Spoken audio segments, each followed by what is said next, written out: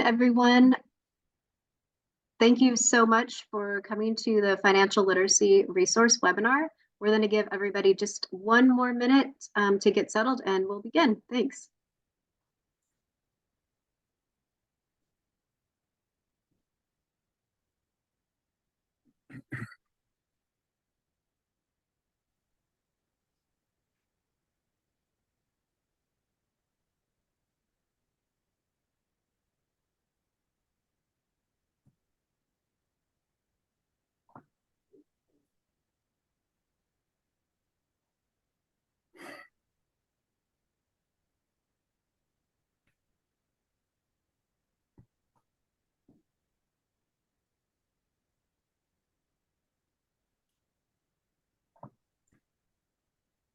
All right, let's go ahead and get started. Good afternoon, everyone. Again, we have a really full agenda today. So thank you so much for joining us for the Department of Financial Protection and Innovation's annual Financial Literacy Resource webinar. My name is Katie Carresco, and I'm the Northern California Targeted Outreach Coordinator. A slide, please. Just a couple of housekeeping items before we get started.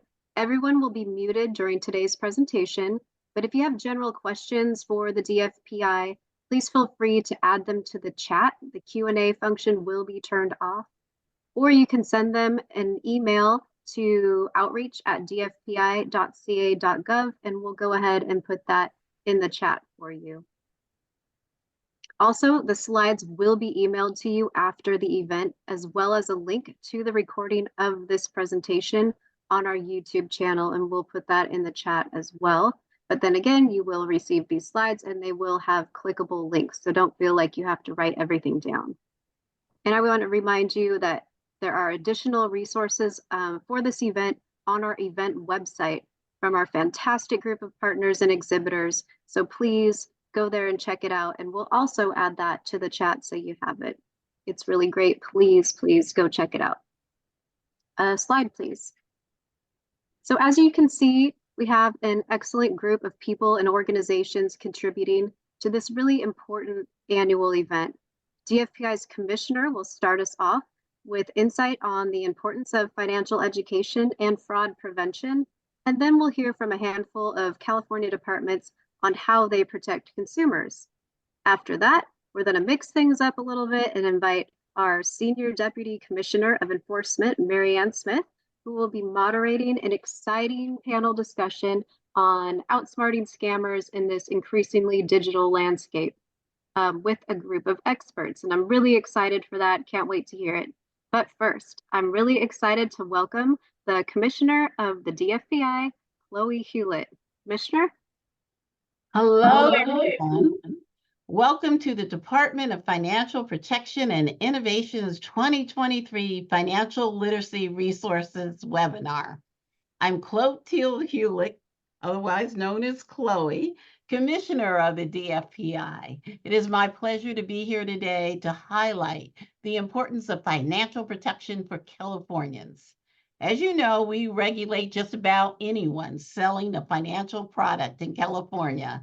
And as the 5th largest economy in the world, we have a very big job to do.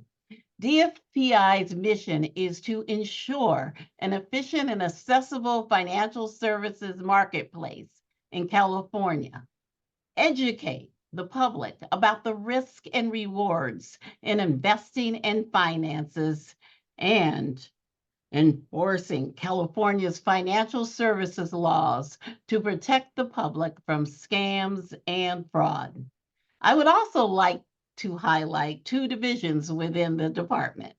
The first is the Office of Targeted Outreach, which focuses on educating and protecting consumers. This unit helps teach Californians how to avoid financial fraud and make wise and safe financial decisions. Our outreach team members conduct presentations throughout California, covering a broad variety of financial topics, including today's event. The second is our enforcement division, which enforces state consumer financial protection laws intended to prevent fraud, deception, and unfair business practices. The Enforcement Division provides an essential role by investigating a wide range of financial crimes. They work with other federal, state, and local agencies to conduct criminal investigations to disrupt and defeat scammers and those engaging in deceptive practices. With financial industries and businesses becoming increasingly digital, our enforcement team has become even more agile in keeping up with fintech trends to keep consumers safe. The rise of financial fraud and cyber crimes is a complicated issue that requires proactive and collaborative solutions. We must remain vigilant and proactive in adopting robust cybersecurity measures, fostering collaboration, and implementing cutting-edge technologies to stay one step ahead of the scammers. Financial exploitation of consumers is clearly on the rise. According to the Federal Trade Commission, consumers reported losing more than $10 billion to fraud in 2023, a 14% increase over reported losses during the previous year. And that number is only from those individuals who reported it. It is the responsibility of regulators like us to represent you by regulating and enforcing the laws that protect us all from fraud. Given the growing rise in fraud cases, DFPI is thrilled to announce the newly revised version of its most popular consumer publication, Protect Yourself from Fraud. This comprehensive booklet alerts and educates Californians about financial and investment fraud, safeguarding your personal information, cyber fraud, and unscrupulous sales practices that target consumers. If you've not already downloaded your copy, please visit our website. The DFPI has reached hundreds of thousands of Californians and has saved them millions of dollars. But we need your help in cracking down on scams and scammers and to work as a community to support prevention and encourage victims to report suspected fraud and possible criminal violations. Thank you to all the speakers and panelists here today who are providing us with your expertise on how to stop or at least slow this growing problem. And thank you for attending this event. As we share a common desire to protect ourselves and our communities from the often devastating effects of financial fraud. Again, thank you for participating in this year's Financial Literacy Resources webinar. Please enjoy the rest of this event and be sure to take advantage of the resources offered today. Back to you, Katie. Thank you so much. Well said, Commissioner. We sincerely appreciate your leadership and dedication, and we are so pleased that you could join us today. So next up, I'd like to introduce our first community partner speaker, David Gower. He's the Public Affairs Supervisor for the Contractors State License Board. David? Good afternoon, everyone. So excited to be here this afternoon and looking forward to hearing what everyone has to say. One of the most important things we do at CSLB is educate people on how they can avoid getting scammed and also helping people who are victims. The things I'm going to talk about are from a presentation that we provide for seniors, but you should keep in mind that this advice that is good for everyone. So here we go. It is beginning with what seniors should know before hiring a contractor. It's important to understand why so many seniors are targeted in construction scams in the first place. One thing we all know is that seniors are trusting, and that can make them vulnerable. Unlicensed contractors often try to manipulate seniors. And scammers are attracted to a senior's life savings and pension. People work hard all their lives, save up some retirement money, and that can be a tempting target for scammers. So people do need to take steps to protect themselves. Here are some of the simple things that you can do to avoid getting scammed. Do not answer your door to strangers selling your services. People will try to talk people into putting down some money for services, and this is when scams can happen all too often. If you do open your door and you have a persistent salesperson who just will not take no for an answer, just say no. Keep saying no.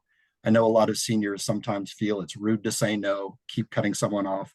These salespeople often will not take no for an answer, will continue to keep trying to convince you to hire them. And so please remember, it is not rude to say no. You're protecting yourselves. Keep saying no. Very important, if you are getting work done, do not make any cash payments. It's important to have a record of payments that have been made. And that is one way that you can protect yourself in the future if things do go the wrong way. Very, very important, get everything in writing. Verbal agreements are not binding. A salesperson can tell you all sorts of things during their presentation, but if you don't get it in writing, there's no guarantee that that work is going to be done. So once again, one of the most important things, get everything in writing. The next one is California law. Down payments can only be 10% of the total project cost or $1,000, whichever is less. That is California law designed to protect consumers. Always important to check the contractor license number to make sure that the person that you're dealing with is current and in good standing. And you can go to our website, cslb.ca.gov, to check out a license, or calling the number on your screen, 800-321-CSLB. That's 2752. Sometimes people can do all of the right things, but still run into trouble. So if you have been scammed, we definitely want to hear about that. You can call us at the number that I just gave you. Also, very easy to file a complaint on our website. There's a button that you see highlighted right there for filing a complaint on the homepage. You're also welcome to email us at cslbinfo@cslb.ca.gov. And I'm going to end my portion of this today's presentation with a quote from our registrar, David Fote. And he says, "The best way seniors can protect themselves against construction fraud is to check a license on our website and always get at least 3 bids." I'm happy to hear that they're providing all of these slides for everyone so that you can go back and get our contact information if you need it. That's our mission, is to help people up and down the state of California, and we're happy to listen to any of the complaints that you have. We would also encourage you to follow us on our social media channels. You can see the links there to our Facebook, X, formerly known as Twitter, Instagram, and our LinkedIn page. And we are providing a steady stream of information to people and would be happy for you to follow us. So with that, thank you so much for your attention, and I will turn things back over to Katie. Thank you. Thanks, David. Yeah, I like following you on Facebook so I can see all your sting operations with unlicensed contractors. Very interesting. Thank you so much. Now I'd like to introduce Jason Parson, District Manager and Supervisory Special Investigator of Enforcement for the Department of Real Estate. Take it away, Jason. Thank you, Katie. Good afternoon, everyone. Again, yes, my name is Jason Parson, and I'm with the Department of Real Estate. I am a district office manager in the Los Angeles district, and I'll give you a brief overview of our department. Department of Real Estate is a licensing agency. We license over 400,000 real estate licensees. Our department's mission is to safeguard and promote the public interest in real estate matters through licensure, regulation, education, and enforcement. If you suspect wrongdoing in your transaction, such as your real estate agent having committed misrepresentation, fraud, or dishonest dealing, we encourage you to please file a complaint with us. You can do so online or download the complaint form and mail it in with your supporting documents. Upon receipt of a complaint and after review for jurisdictional purposes, the department initiates an investigation. Provided we can prove a real estate law violation was committed by a real estate licensee, we submit it to our legal unit for action. Our legal unit will then file a pleading to either deny or discipline the licensee. The department is able to render discipline after establishing clear and convincing evidence at an administrative hearing.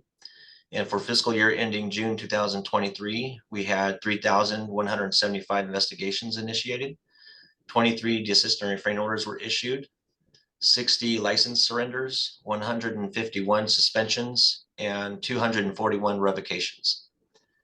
Our department posts disciplinary information on its website at www.dre.ca.gov.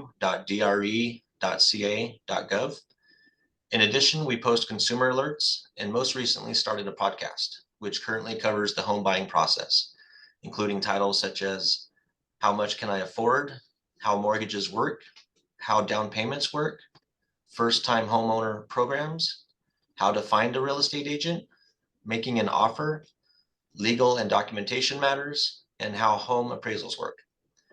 We have 5 district offices, Sacramento being our headquarters, Oakland, Fresno, Los Angeles, where I am located, and San Diego.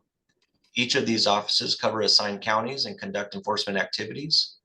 Our department has many program areas that include licensing, education, mortgage loan activities, enforcement, audits, legal, subdivisions, and recovery.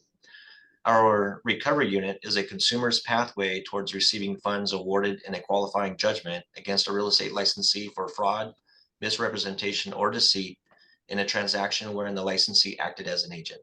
There are maximum reimbursements, $50,000 per transaction, up to $250,000 per licensee. The 6 most common violations we see, number 1 being trust fund record keeping violations, which generally include maintaining columnar records and separate records, performing monthly reconciliations and signatory issues. Number 2, trust fund shortage violations and trust fund handling issues. 3, failure of the real estate broker to supervise the activities of their salespersons, including their broker associates, and failure to supervise the activities of real estate corporations for which they are the designated broker officer for. Unlicensed activities being number 4, including real estate brokers employing and compensating unlicensed persons to perform licensed acts. The licensing requirement is the cornerstone to providing consumer protection, and thus enforcement is paramount. Number 5, making a substantial misrepresentation, including the failure to disclose known material facts that may affect the desirability of the buyer to purchase a property. And number 6, criminal and convictions. Often license denials and license revocations are based on criminal convictions that are substantially related to the qualifications, functions, and duties of a real estate licensee. To file a complaint, please visit our website, again, www.dre.ca.gov, and submit a complaint electronically, or you can download the written complaint form and mail it in. You can also call us at 877-373-4542, and we'll mail you a form. Thank you. Back to you, Katie. Thanks so much, Jason. Up next, we're going to hear from Destiny Wells, Special Investigator for the Department of Household Goods and Services. I'm so excited for this one. Thanks for joining us, Destiny.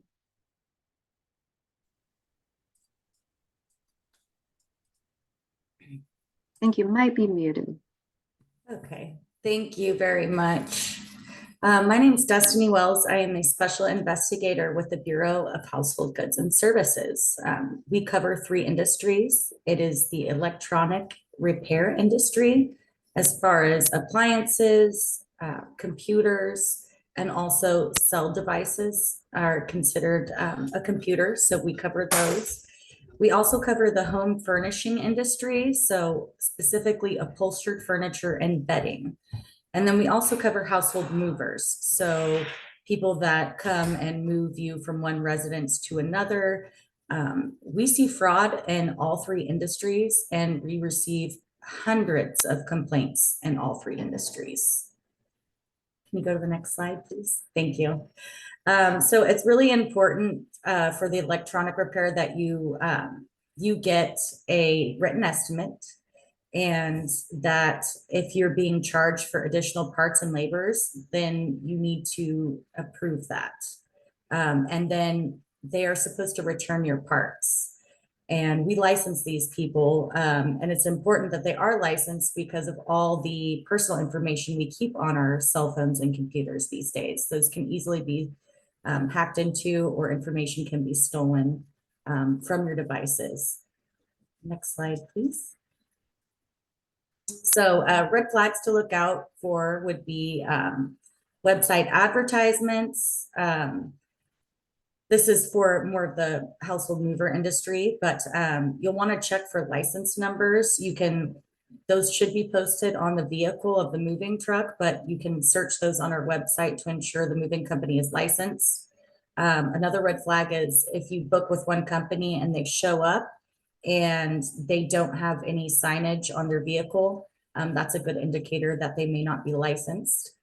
Anyone that asks for cash, try and always pay in credit card or personal check so that you can trace that. But also, if you do need to dispute it, these banks and financial institutions are much more likely to work with you with your fraud complaint. Once you give cash, you can't get it back. And if there's any blank or missing information on documents, that is also a red flag. Go to the next slide, please. Yeah, so again, these are helpful tips when you're moving in California. You want to always make sure the moving company's license, as I said. Always ask for an in-person inspection so they can visually inspect your goods. A lot of times when, estimates are provided over the phone, they get to your house and then they use that as a purpose of jacking up the price. Get multiple estimates. As with any industry, it's great to get more than one. And then your agreement in California should always include a do not exceed price. So this is a price that they can't go over no matter what. If it doesn't include that, then that is definitely a red flag and I would not go with that mover. And then always just take pictures of your belongings and note the condition before you move. Next slide. These are helpful tips when you're moving in or out of California. So also outside, again, very similar things here, but you want to go to the Federal Motor Carrier Safety Administration to check out the business if you're moving across state lines. And again, if you do have a complaint, please don't be shy. We get complaints from people from all ages, all different professions, including lawyers and police officers. So if you think you've been a victim, please come forward. Do not be ashamed. You can file a complaint online. But you can also call and we'll take it over the phone. We're very flexible. And if you prefer to mail it in, you can do that too. Thank you. That concludes my presentation. Thank you. Thanks, Destiny. I bet a lot of people didn't know you could even report those types of companies, myself included. So that was great. Now we're going to toss it over to Outreach Manager Lisa Strange from the California Department of Insurance. Great. Thank you so much, Katie. And as Katie said, my name is Lisa Strange, and I get to serve as the Northern California Outreach Manager. And I really appreciate this opportunity to share a bit about the California Department of Insurance and how we can help protect consumers in the insurance marketplace and ways you can be proactive to protect yourself as well. The California Department of Insurance is the consumer protection agency for the nation's largest insurance marketplace. All of the functions we do, including overseeing insurer solvency, licensing agents and brokers, resolving consumer complaints, and investigating and prosecuting insurance fraud, are to protect consumers. The department has 11 branches, and today I wanted to go over a few of those. The Licensing Services Division licenses 495,000 agents and brokers. So their mission is to maintain the integrity of the insurance industry by conducting thorough background investigations of persons and organizations seeking authority to transact insurance in California. We strongly encourage you to verify the license status of an agent or broker or any other licensee by utilizing the tool on our website. And again, this is on the screen, but will be sent out to you. Additionally, we have a Consumer Services and Market Conduct branch who focuses on consumer assistance and protection by educating consumers, mediating consumer complaints, and enforcing insurance laws. Within this branch is the Consumer Services Division, and they are responsible for responding to your inquiries and complaints involving insurance companies or agent and broker activities. So if you need that type of assistance, you can visit our website at www.insurance.ca.gov or give us a call at 1-800-927-4357. Also wanted to highlight a couple more branches, and one is the enforcement branch, which consists of a fraud division and an investigation division. They investigate approximately 4,600 cases of misconduct and fraud by insurers, bail bond agents, employers, providers, insurance agents, and claimants annually. We hope that you never find yourself needing this service. However, if you do need to report suspected insurance fraud, I provided the link on this on the PowerPoint presentation that you'll receive as well. And in continuance with our mission of consumer protection, we also have a financial surveillance branch whose main goal is to oversee the financial condition of the insurance industry and make sure that they provide the benefits and protections promised to all of us as California policyholders. And the last branch that I want to highlight today is the Community Relations and Outreach branch, of which I am a part. So I saved the best for last. We work with our partners to provide information on accessing the department's services and resources through webinars like this, town halls, roundtables, and many other community events. So to help you become prepared and be proactive, we do provide information guides and one-pagers on our website. A lot of folks want to review these so that they are prepared before purchasing insurance. So you can find these on our website, and they can also be mailed to you at no charge if needed. And then lastly, just wanted to have our contact information here in case you have insurance related questions or concerns. The consumer hotline, again, can be reached at 1-800-927-4357. And like the other agencies you heard from today, we also have information on our website on how to chat with us via online chat or file a complaint if you've got a problem with an insurance company. So thank you again for allowing me the opportunity to share about the Department of Insurance. Back to you, Katie. Thank you so much, Lisa.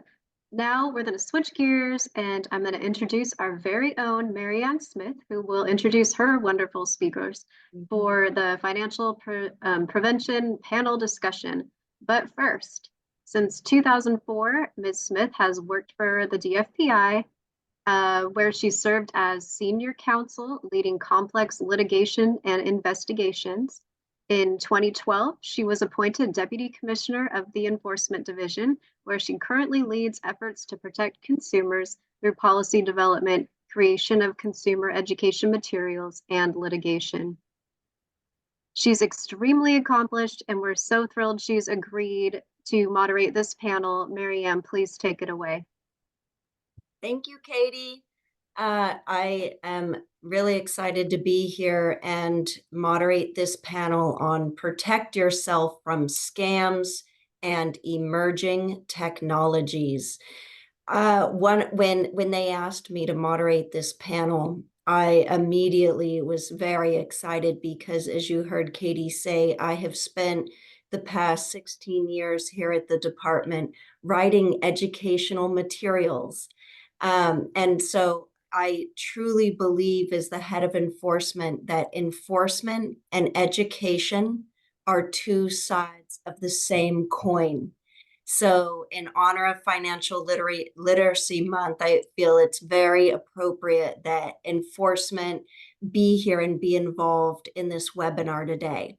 But anyway, enough about me. We have some great panelists here for you today. And I want to preface that by saying, just giving some recent statistics worldwide. I was just reading an article dated April 10th from Interpol, right, which is the international criminal police organization for the world. And they also are saying that digital scams are on the rise because all of us are beginning to embrace more and more new technology. I mean, how many of us have already got onto Chat GPT and, started asking it advice about, I mean, anything from what do you want your son's birthday party to be to, what should my retirement plans be? Where's the best real estate market? I mean, it'll answer anything for you, right? But in addition to all this great new technology comes the risk of us being scammed. And in fact, this article reported that in 2023, worldwide, scammers stole $1 trillion from us. So I hope that my goal for today is that after you listen to these panelists, you will walk away with some concrete tools that you can use to protect yourself. And heaven forbid it actually already happened to you, some tools you can use and immediate steps you can take if it should happen to you. So I want to also give a disclaimer for our panel here today, because what good would a lawyer be if I don't have a disclaimer for you, right? So the views and opinions expressed in this discussion are those of the presenters. They do not necessarily affect the views or positions of the agencies they represent. So our panelists today, we have Ali Armisen. She's the Executive Director of Programs at Cybercrime Support Network. She spearheads initiatives dedicated to fulfilling the Cybercrime Support Network's mission of empowering our society to recognize, report, and recover from fraud and scams. And she oversees the Romance Scam Recovery Group, which she's going to talk about more a little bit later on in the panel. Carrie O'Brien.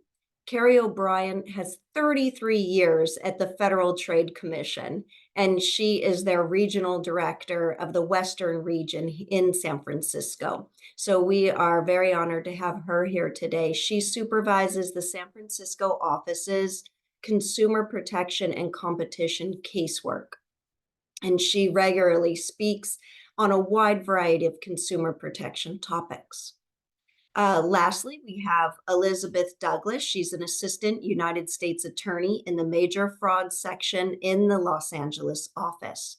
And previously, she's worked in private practice at some major law firms in Boston and Los Angeles. So, getting to our panelists. My first question, Carrie, is for you. What are the most common scams targeting consumers from your perspective?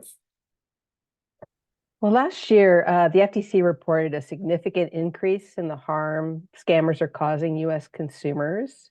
As Commissioner Hewitt mentioned earlier, for the first time, people reported losing $10 billion to scams. That represented a 14% increase over losses reported in 2022. Imposter scams remained the top fraud category with reported losses of $2.7 billion. And these are scams where people pretend to be your bank's fraud department, the government, possibly a relative in distress. Could be a well-known business, or they're pretending to be a tech support expert. I think the other big story we saw from the data last year was that there was a huge rise in the reports of investment scams. People reported losing $4.6 billion to investment scams, and that's more than a 20% increase over the previous year. Carrie, can you give us an example of an investment scam that our audience might come across? Well, I think it's any sort of, it could be anything from, sort of a cryptocurrency type scam, which I think someone's going to talk about later, but it could also just be a business opportunity scam. I think people are looking for ways to make money, especially from home, and I think they may be particularly susceptible to those kind of promises of riches. Mm-hmm. Yeah, and what about, the sweepstakes scams?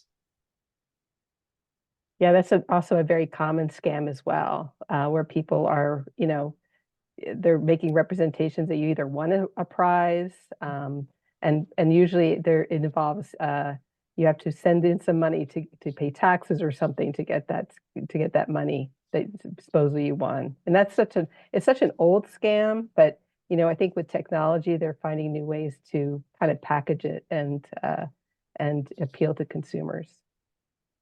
That's what we see in enforcement, I talk to enforcement regulators across the country. It's like they just reuse the same multi-level marketing schemes, Ponzi schemes, the same type of scams, but they'll just put on top of it crypto or cannabis or artificial intelligence, whatever the latest thing is in the news.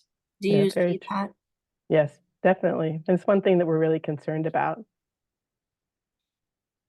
Great. So, Allie, turning to you. So, romance scams and crypto investments. Can you give me some examples? Yeah, absolutely. So really with romance scams, I'm starting to see more AI enhanced romance scams, right? They've been around forever, but now with AI, they can reach out and touch a lot more people and it's higher quality. So real quick, I'll tell a story. The woman I'm going to talk to you about is a successful medical professional, right? And her scam started with a simple comment on Twitter. She had seen a celebrity documentary. She really loved it. And she just made a comment on an existing post about the film, right? Loved the documentary. And then the celebrity in the documentary responds to her comment on Twitter.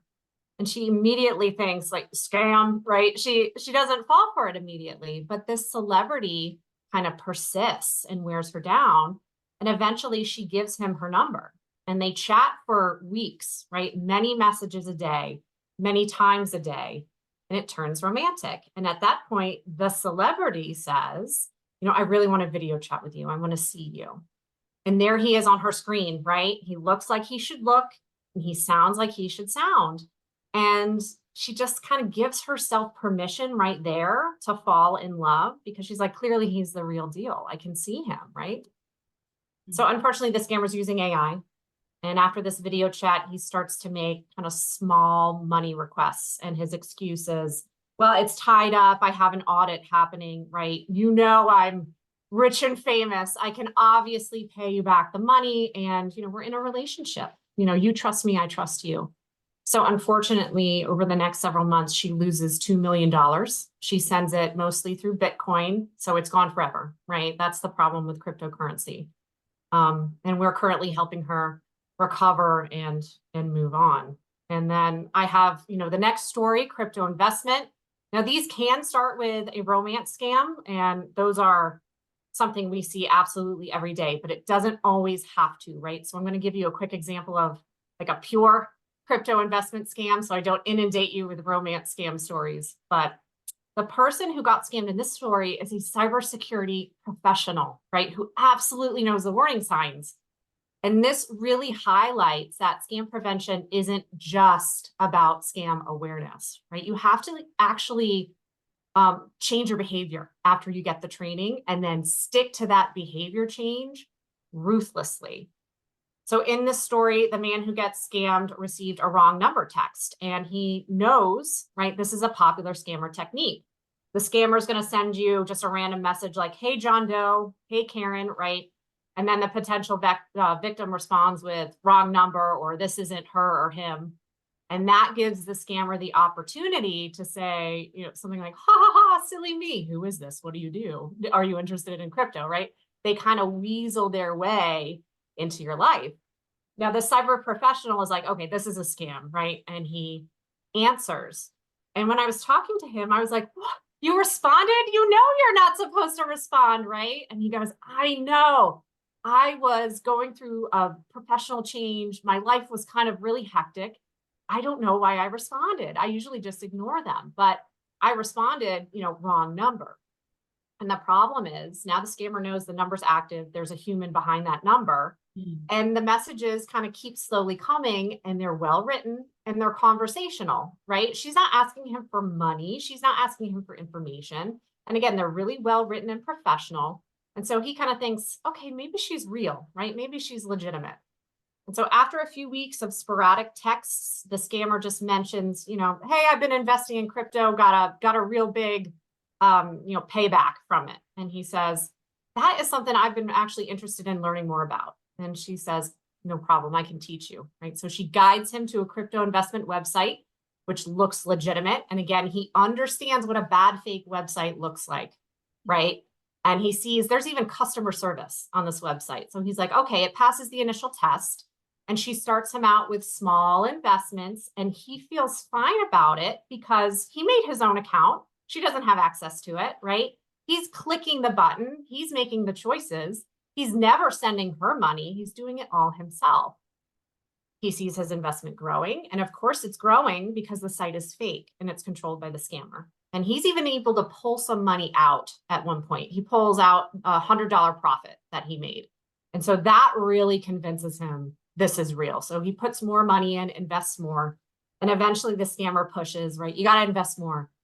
You got to put more money in. You got to invest big to win big. Take out loans, borrow from your family, take out of your retirement. And that's when he becomes suspicious. And he says, no, I'm done, right? I'm going to pull my investment out. But this time when he tries to pull it out, he gets an error message. He contacts customer service and they tell him, oh, you got to pay taxes and you got to pay fees before we give you your money. And that's his light bulb moment. He realizes, this has been a scam. He lost $11,000. And honestly, that is the lowest amount I've seen so far. This scam really just devastates people. And it really plays to that sunk cost fallacy. Well, I put 10,000 in, I have to keep paying taxes and fees because I at least need something back. But those are just two examples of what my organization sees every day. Wow. Thank you, Allie. Those are very visual stories. So Elizabeth, what are the red flags that indicate someone might be attempting to scam a consumer? Thank you for that question. Now, I think folks may have previously heard of red flags like poorly written emails or the person would never get on the phone, but I think Allie's story shows that those red flags have changed. Now that we have AI technology, we have voice cloning, we can do deep fakes of people on video calls, and AI allows scammers to write much better text, emails, websites. So those red flags you may have historically heard about aren't as good anymore as a way to identify fraud. So you want to look at other red flags. So one is that the interactions aren't happening in person. That you may be texting with the person, you may be emailing with the person, they may be on video, but they are not in person. They're also maybe giving you a sense of urgency or secrecy. So maybe they don't ask you for money right away, but when they start asking you for money, they need it then. Maybe they're telling you not to tell other people. This is a great investment opportunity. Don't spread it around. Don't tell somebody about it. And then it's about how they're asking.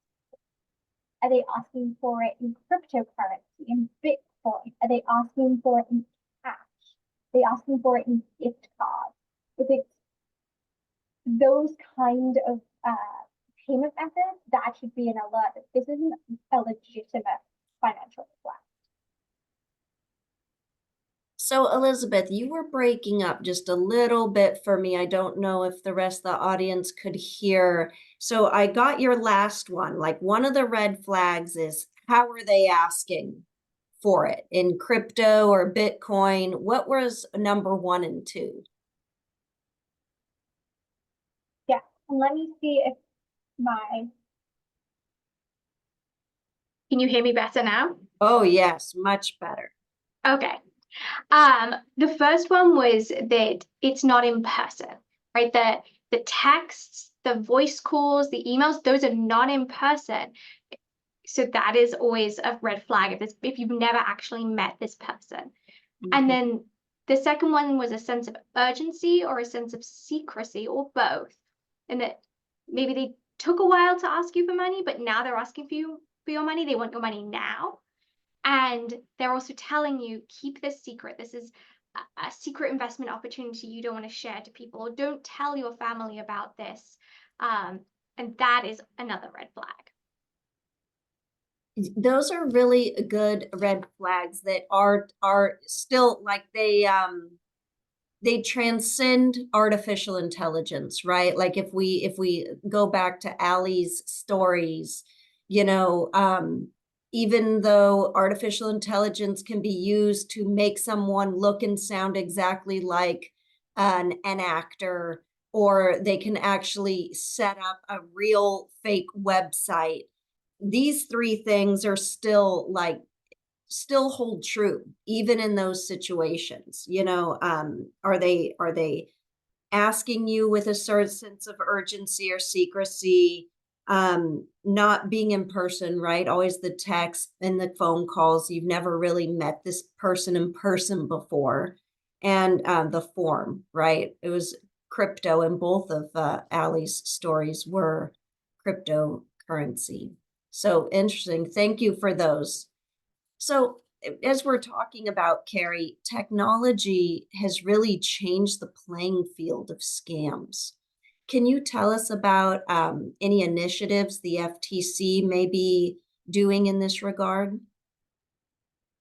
Well, one concern we have relates to voice cloning technologies, which obviously can generate a near perfect voice clone based on a short audio clip or even just a snippet of someone's voice. And what I was mentioning earlier, just the prevalence of imposter scams. And we really are concerned that these imposter scammers can use this technology to harm consumers or harm people. You know, for example, I mean, I could certainly see a scammer using it to perpetuate a grandparent scam, for example. So one thing the FTC is trying to do to address these concerns, we actually came out with a voice cloning challenge. We launched this challenge to sort of generate ideas out in the world on tools that might be able to fight back against voice cloning fraud. And I'm happy to announce earlier this month, the commission announced the winners who will split the prize money. The winning submissions included an algorithm that could be used to detect AI-generated voices, and also techniques that may make it more difficult to clone voices, such as watermarking. And was that a $25,000 prize? Yes. Mm-hmm. Yeah. And do you think any of those tools will be available to us regular people? Well, that's the goal. Excellent. That's that's a very interesting initiative. And Allie, what are some simple solutions practical solutions the audience can use to protect themselves?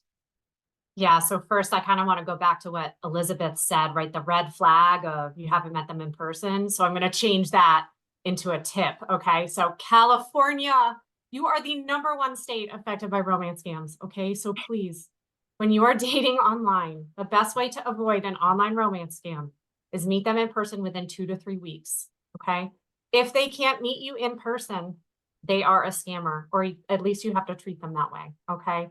If they say they're in another country or another state, don't date them. Okay. They may be the love of your life, but trust me, you can find another true love in your city. It's not worth the risk. Okay. Next, we mentioned Carrie mentioned the grandparent scam or friend and family emergency scam. This is when someone calls you, and now with voice cloning technology, it could sound exactly like your son, your daughter, your grandmother, your grandfather, something like that. So set up a spoken family password, something very unique. And if it's in the middle of the night, you get a call from, it seems like your daughter, and she's panicking, she's in jail, she needs your help, she needs you to wire money, right? Send some sort of gift card money right away. You need to ask her to say your family spoken password. And again, make it very unique, like Sasquatch 59, right? And if she can't say it, you know it's a scam. So again, that's kind of like a very analog solution to these modern day tech problems. Okay, so real quick, I'll go back to video chatting. Let's say you've never met this person in person. And quick disclaimer on these tips, things are changing so quickly, right? AI programs are so good now that these tips may not work in a few months. They are good right now today. Tomorrow could be different, but Not every scammer has the latest, greatest tech, so try it anyway, just in case. All right, so that's my little disclaimer. So first, AI generated images sometimes are glitchy or blurry. So make sure you're video chatting on as big a screen as possible. So just not your phone. If the biggest thing you have is a tablet, that's okay. Use that. You're going to be able to see those glitches easier on a bigger screen. Second, body movement is still really hard for AI. So consider asking the person to kind of do like big movement on the screen, right? Do a YMCA kind of thing.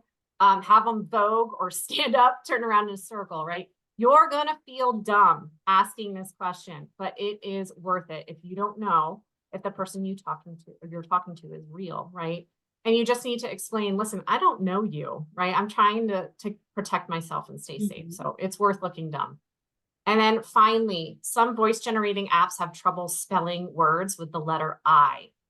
So, and especially when the I comes at the end. So something like sushi or emoji. So ask them to spell a word like that, Mississippi, if you're feeling tricky.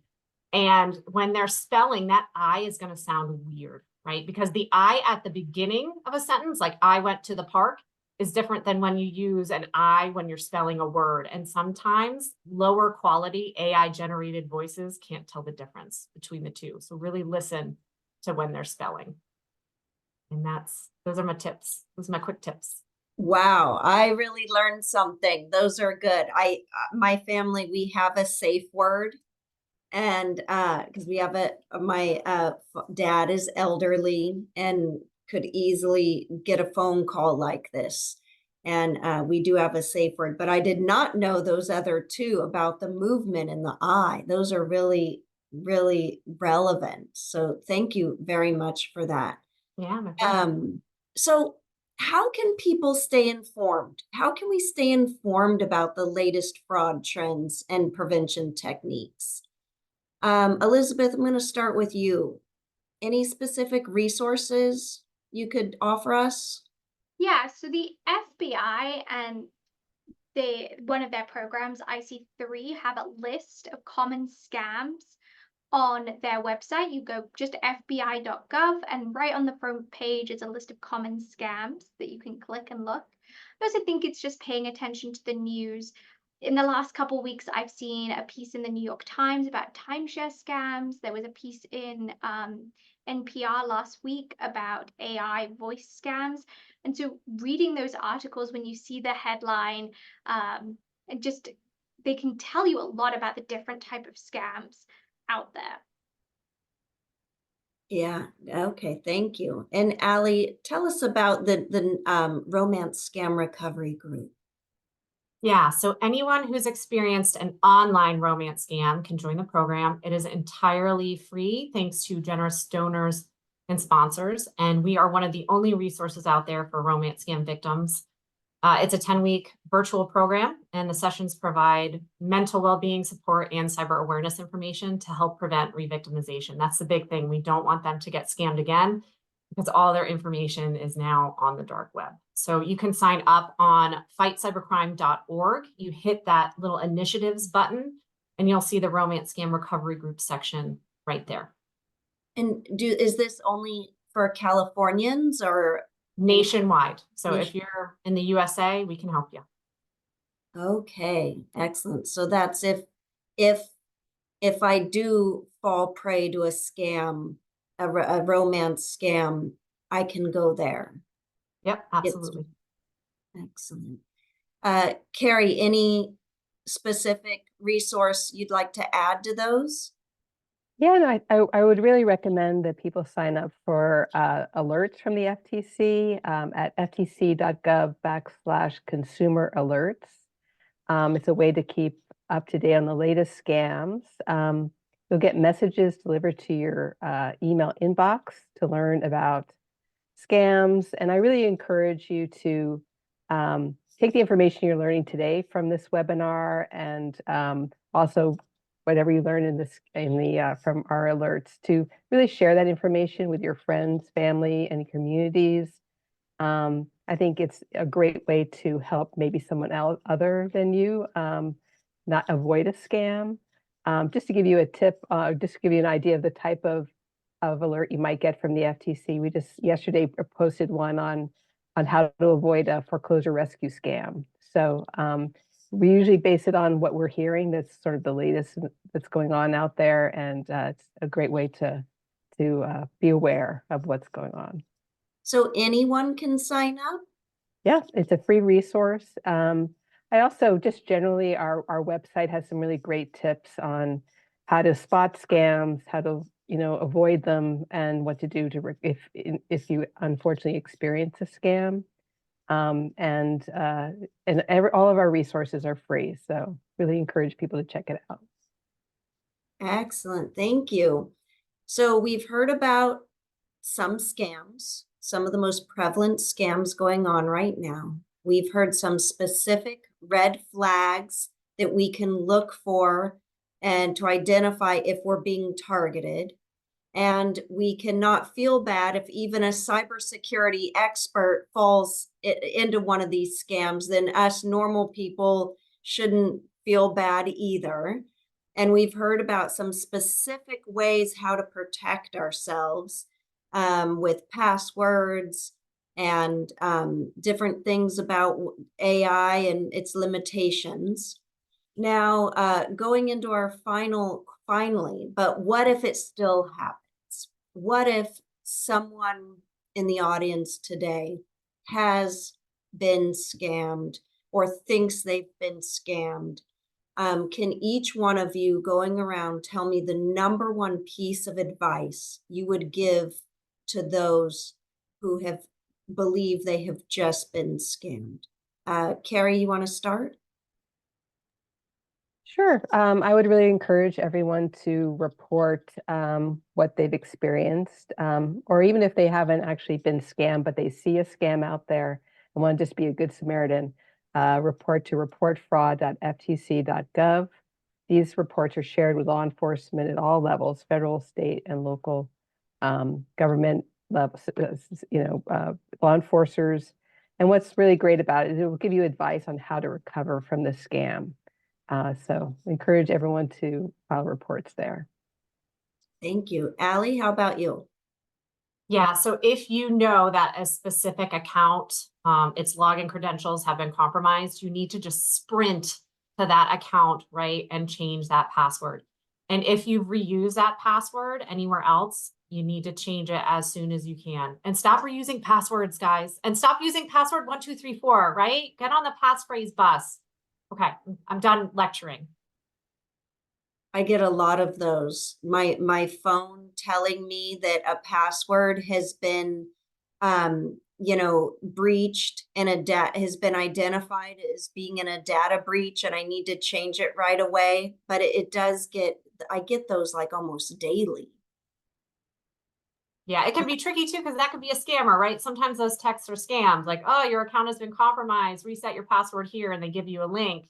And you're like, ugh, you just want to get it over with, right? And reset it, but be careful, right? So always confirm the actual official site or, call the official company first before clicking.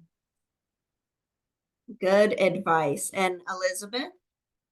I absolutely second what Carrie and Ali said. You should definitely report. I'll also plug that you can report scams to the FBI at fbi.gov, change your passwords. But I think most importantly, if you think you've been a victim of a scam, you should not feel embarrassed or ashamed.